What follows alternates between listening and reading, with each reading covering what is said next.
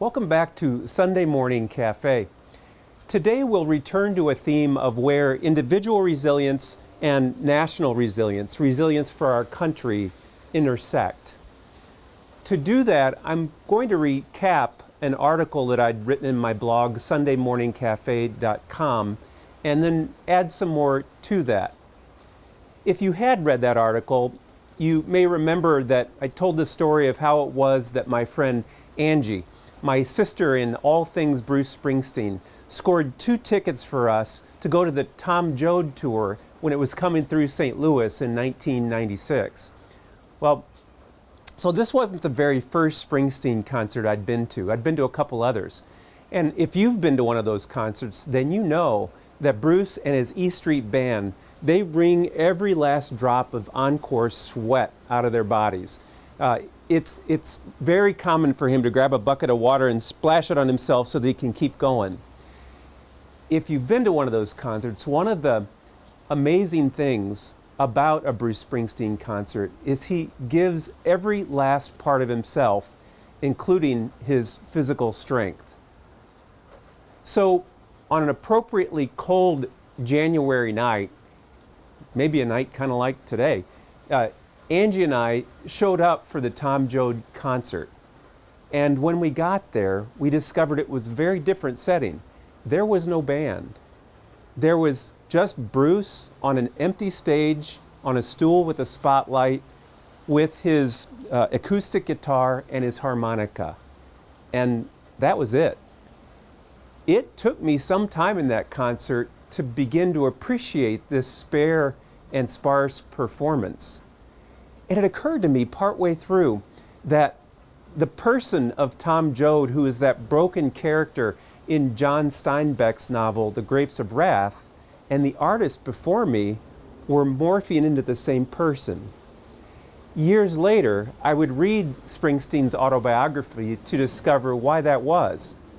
Because what I discovered in that autobiography is that the character Tom Joad and Bruce Springsteen were very similar people in their profound brokenness.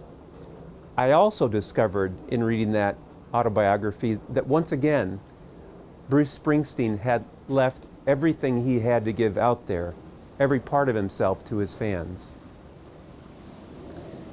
Now, 2 Wednesdays ago, I watched the inaugural address of our 46th president. And I noticed, like many others noticed, that it sounded an awful lot like themes that were found in the 16th president's first presidential address, except what was missing was the lofty rhetoric. What was also missing were those rhetorical flourishes, those nifty catchphrases of a Franklin Delano Roosevelt or a John F. Kennedy. You know, the only thing we have to fear is fear itself, or ask not what your country can do for you, but what you can do for your country. There weren't catchphrases like that. And if you came to that speech looking for the rising and falling cadences of a preacher like Dr. Martin Luther King Jr., you would have been disappointed. Because what you got instead was a humble man delivering a speech where he stuttered several times. Instead, what you had was someone who once upon a time was the youngest senator in the Senate who self-admittedly was haughty. The man who stood before us was stripped of both of those qualities. 2 Wednesdays ago, we heard from a broken man addressing a broken nation, a resilient man addressing a nation that longed for resilience. What became clear over time in listening to that speech was the man and the message were the same thing. And just like Bruce Springsteen's Tom Joad concert, the power of that speech was in its authenticity and its simplicity. It all kind of boiled down to really one message, that to meet a once-in-a-century set of problems, this nation could no longer continue to be as divided as it has been. In a word, he called our nation to work toward unity.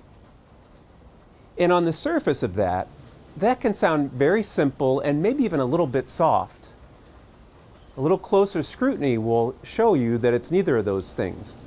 Dostoevsky said words like unity and love almost sound romantic, but in action, his words were, they're harsh and dreadful things.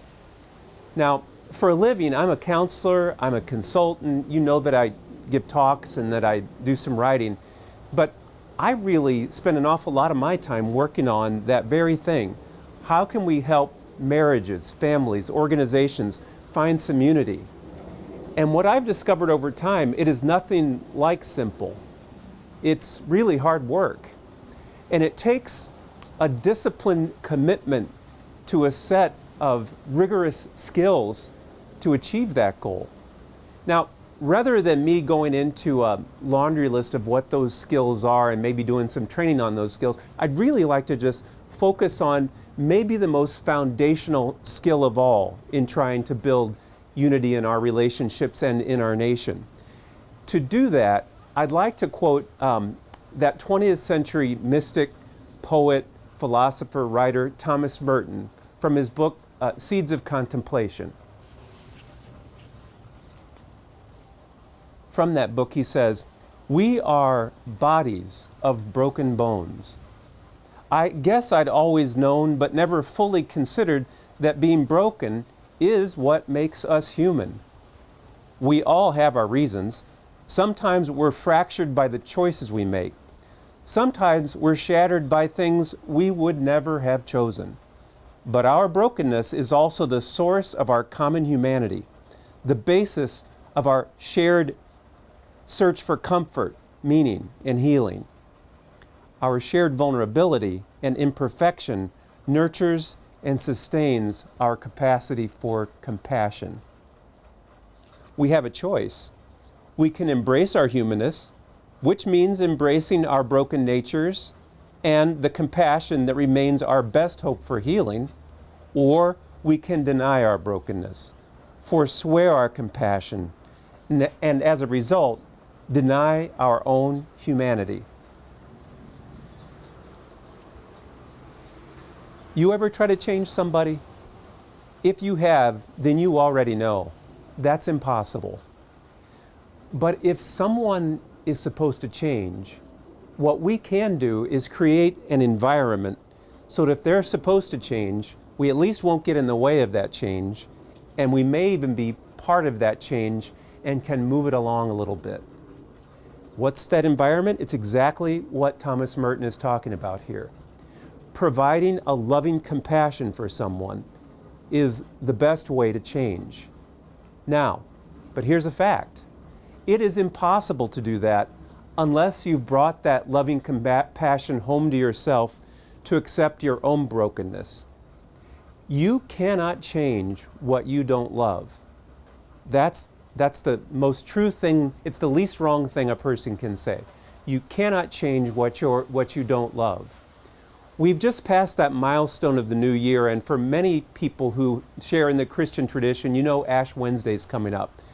And for an awful lot of folks from those traditions, that's really their new year, where they make their real resolutions. What I'd ask you this year to consider is to spend some time looking into the self to find that part of yourself that you're not proud of, the part that's broken, that maybe even causes you some shame, and see what you can do to bring loving kindness and compassion to embrace that part of the self, so that when you can come back out, you will no longer be part of the calling out culture, but you'll be part of the calling in culture. Come in to a space where what's most broken in you will be embraced in compassion and in love.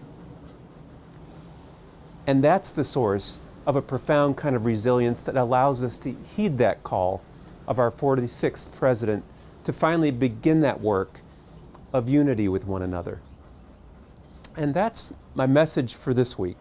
And I look forward to either seeing you like this next week or providing a reflection on my blog, sundaymorningcafe.com.